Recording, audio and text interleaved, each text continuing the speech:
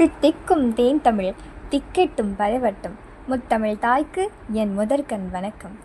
யாம் அறிந்த மொழிகளிலே தமிழ் மொழி போல் இனிதாவது எங்கும் யாங்கனும் காணோம் என்றார் பாரதி. ஆனால் அந்த தமிழ் மொழியில் கலந்திருந்த பிறமொழி சொற்களை நீக்கி தமிழை தன்மானத்தோடு நிமிர்ந்து நிற்க செய்த ஒரு மாமனிதரை பற்றி பேசவே நான் இன்று உங்கள் முன் வந்துள்ளேன். அவர்தான் தனித்தமிழ் தந்தை என அனைவராலும் அழைக்கப்பட்ட மறைமலை அடிகளார். அவர் ஒரு சீர்திருத்தவாதி, இலக்கியவாதி, மொழி ஆர்வலர், தத்துவஞானி என்று பன்முக ஆளுமை கொண்ட மேதை என்றே கூறலாம்.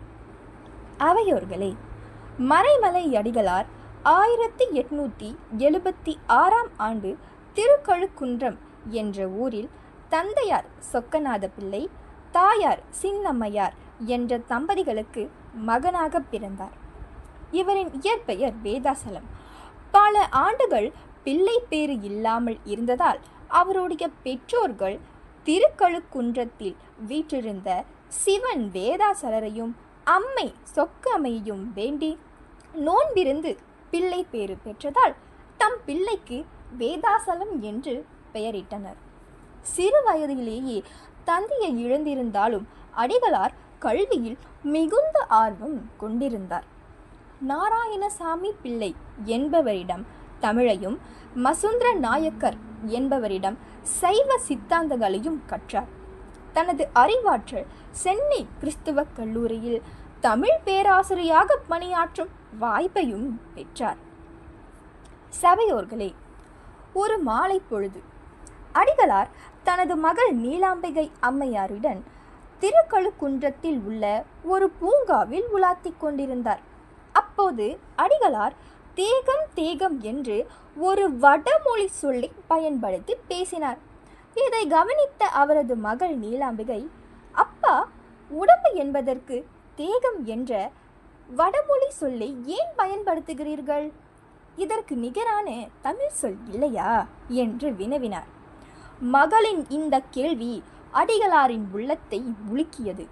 யாக்கை, உடம்பு, மெய் போன்ற தூய தமிழ் சொற்கள் இருக்கும்போது நாம் ஏன் பிறமொழி சொற்களை பயன்படுத்த வேண்டும் என்று அன்றே சிந்திக்க தொடங்கினார்.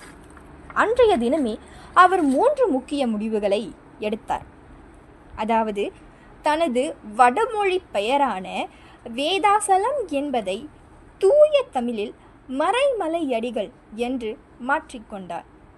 மறை என்றால் வேதம், மலை என்றால் அசலம் எனும் பொருள் தரும். இரண்டாவதாக, தனது இதழான ஞானசாகரம் என்பதை அறிவுக்கடல் என்று பெயர் மாற்றினார். மூன்றாவதாக, இனி பேசும் போதும் எழுதும் போதும் ஒரு பிறமொழி சொல்லையும் கலக்காமல் தனித்தமிழில் மட்டுமே பேசுவது என்று உறுதி பூண்டார்.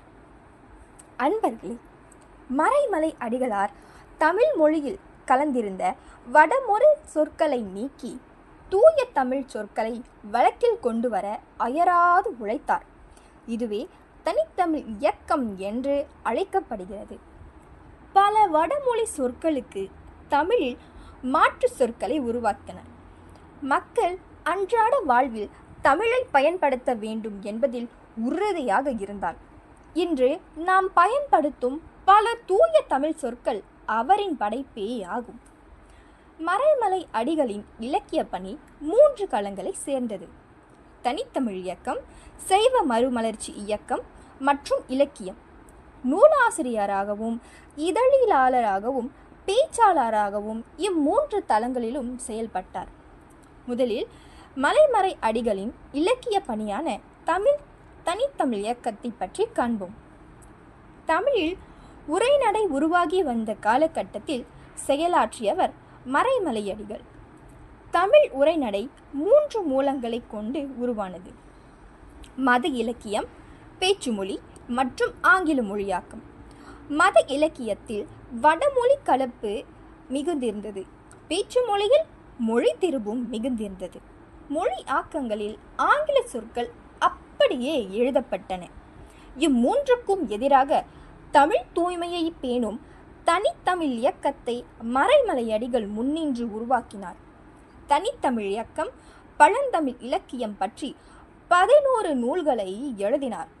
அடுத்ததாக மறைமலை அடிகளின் இலக்கிய பணியான சைவ மறுமலர்ச்சி இயக்கத்தை பற்றி காண்போம். சைவ வழிபாட்டு முறைகளை சீர்திருத்தவும் அவற்றிலுள்ள சாதி பாகுபாடுகளை களையவும் மறைமலை அடிகளார் முயன்றார். சைவத்திலுள்ள சிறு தெய்வ வழிபாட்டை கடுமையாக எதிர்த்தது மட்டுமின்றி சிறு தெய்வங்களுக்கு உயிர் பலி கொடுக்கலாகாது என பிரச்சாரமும் செய்தார்.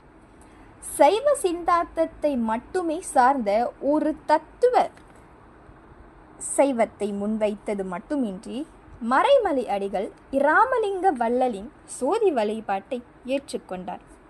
அதை சைவத்தின் நவீன வடிவமாகவே கருதினார். மறைமலை அடிகள் சைவம் பற்றி 5 பொதுவான நூல்களையும் 5 ஆய்வு நூல்களையும் எழுதியுள்ளார். சைவ சமய சொற்பொழிவுகளை ஆற்றினார். இராமலிங்க வள்ளலார் குறித்தும் அவர் எழுதியிருக்கிறார். சைவ பணியை மக்கள் பணி என ஆக்கிக் கொண்டார். அதன்பின் சுவாமி அடிகள் எனும் பல அடைமொழியுடன் மக்களால் அழைக்கப்பட்டார்.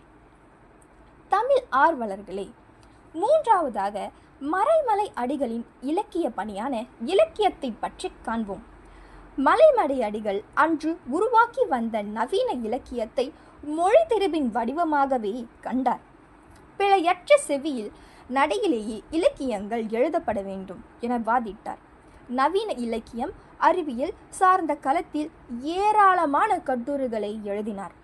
1908 எடிசன் ஆங்கிலத்தில் எழுதிய 6 கட்டுரைகளை மறைமலை அடிகள் தமிழில் மொழிபெயர்ந்தார்.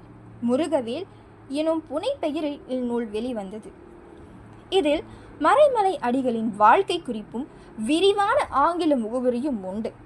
அது மட்டுமின்றி 1907 இவர் காளிதாசனின் சகுந்தலத்தை மொழிபெயர்த்தார். மறைமலை அடிகளார் கல்வியிலும் மிகவும் ஆர்வம் கொண்டிருந்தார். பல மாணவர்களுக்கு தமிழ் கற்றுக் கொடுத்தார். மனித நேயத்தை மதத்தின் அடிப்படையாக கொள்ள வேண்டும் என்று பேசினார். அவர் வெறும் தமிழ் மொழி ஆர்வலர் மட்டுமல்ல, சமூக சீர்திருத்தவாதியாகவும் விளங்கினார். அவர் எழுதிய நூல்களில் குறிப்பிடத்தக்க நூல் இந்து மதம், அதாவது இந்து மதத்தின் தத்துவங்களை தமிழில் அழகாக விளக்கும் நூல். அடுத்ததாக சைவ சமய நெறி நூல். சைவ சமயத்தின் கோட்பாடுகளை அனைவரும் புரியும்படியும் எளிதில் விளங்கிக் கொள்ளவும் எழுதப்பட்ட நூல். தமிழில் தனித்தன்மை நூல். தமிழ் மொழியின் சிறப்பை மிகவும் அழகாக விளக்கும் ஆய்வு நூல். மணிமேகலை ஆராய்ச்சி. மணிமேகலை இலக்கியத்தை ஆழமாக ஆராய்ந்த நூல். இவை அனைத்தும் இன்றும் தமிழ் அறிஞர்களால் மதிக்கப்படும் மிக முக்கிய நூல்கள் ஆகும். மறைமலை அடிகளார் தனது காலத்தில் வாழ்ந்த பல சிறந்த அறிஞர்களோடு நெருங்கிய தொடர்பு வைத்திருந்தார். சுப்பிரமணிய பாரதியோடு பல கொள்கை வேறுபாடுகள் இருந்த போதும் தமிழ் நலனில் இருவரும் ஒரு மனப்பட்டிருந்தார்கள். உ.வே. சாமிநாதையர் போன்ற தமிழ் அறிஞர்களையும் அடிகளார் மதித்தார். தமிழ் மேம்பாட்டில் ஒரே குறிக்கோளோடு பணியாற்றினார். மறைமலை அடிகளார் 1905 செப்டம்பர் மாதம் 15 இவ்வுலகை விட்டு மறைந்தார். 70 ஆண்டு காலம் தன் வாழ்வில் தமிழுக்காக ஆற்றிய அவருடைய பணி அளவிட முடியாதது. அவர் மறைந்தாலும் அவரது நூல்கள், அவர் கொளுத்திய தனித்தமிழ் தீ இன்றும் எரிந்து கொண்டுதான் இருக்கிறது என்றால் அது மிகையாகாது. தமிழ் மொழியின் சரித்திரத்தில் அவரது பெயர் என்றும் பொன் எழுத்துக்களால் பொறிக்கப்பட்டிருக்கும் என்பது திண்ணம். தோழர்களே, மறைமலை அடிகளாரின் வாழ்வு நமக்கு எப்போதும் ஒரு பெரும் பாடம். தமிழை நேசி, தமிழை வாழ்வாக்கு, தமிழுக்காகவே உழை எனும் செய்தியை அவர் தன் வாழ்வால் நமக்கு காட்டினார். மொழி என்பது வெறும் ஒரு தொடர்பு கருவி மட்டுமல்ல, அது நம் அடையாளம், நம் பண்பாடு, நம் ஆன்மா. அவரை நினைக்கும் போது நம் நெஞ்சில் ஒரு உறுதி பிறக்க வேண்டும். தமிழை நாமும் காப்போம், தமிழை நாமும் வளர்ப்போம். வாழ்க தமிழ், வாழ்க மறைமலை அடிகளார் நினைவு. நன்றி.